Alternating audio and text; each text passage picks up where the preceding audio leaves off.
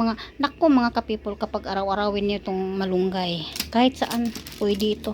Malunggay talaga, gulay, kahit anong gulay, at saka pinaka ano talaga yung malunggay talaga mga ka-people. Magaan yung katawan ko. Ito yun. Kaya inaraw-araw ko na halos ang malunggay mga ka-people eh. Bahala na to. Para tubuan tayo ng malunggay sa ating mukha.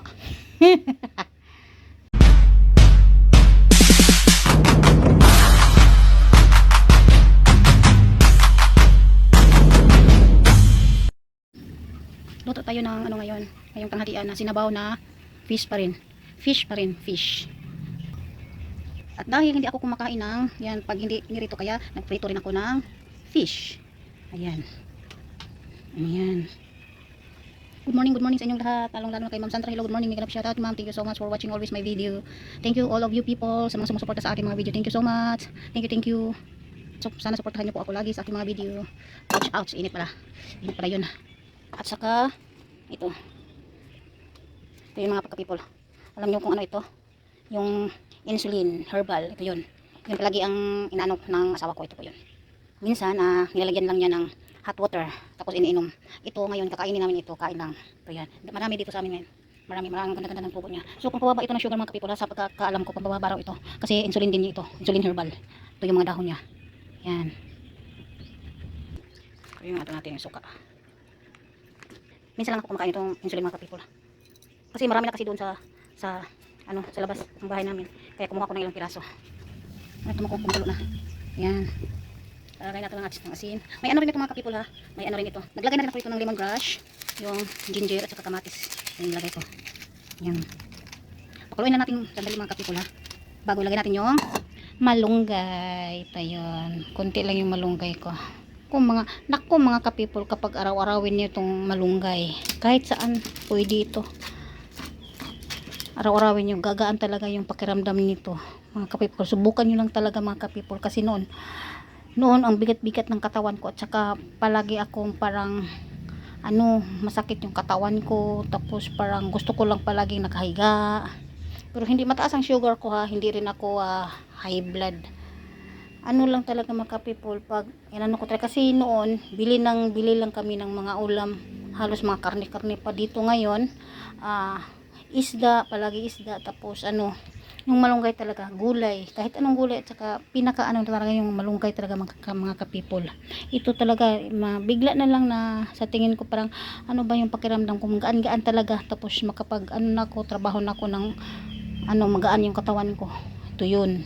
Kaya inaraw-araw ko na halos ang malunggay mga ka-people eh. Bahala na to. Para tubuan tayo ng malunggay sa ating mukha.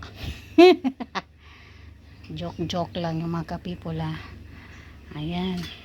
So, anuhan lang natin ng sandali. Dahil hindi pa luto yung kain muna tayo dito. Yung suka at saka suka. Masarap talaga siya mga ka-people. Medyo masim-masim.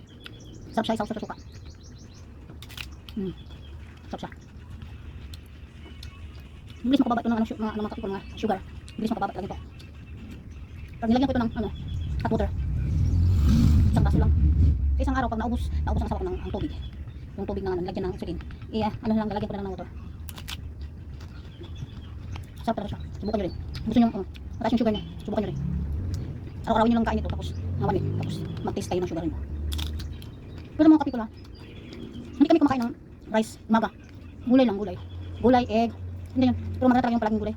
Yun ang kinakain namin, gulay, wala nang rice. Ganyan talaga ng pinamdam namin mga ka-people. Yun.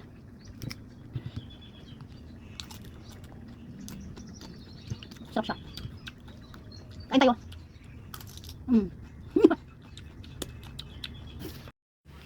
Ito na, luto na yun. Tapos na natin ang malunggay. Yan. Huwag nyong maliitin ang malunggay mga ka-people ha. Grabe benefits talaga ito sa katawan natin mga ka-people.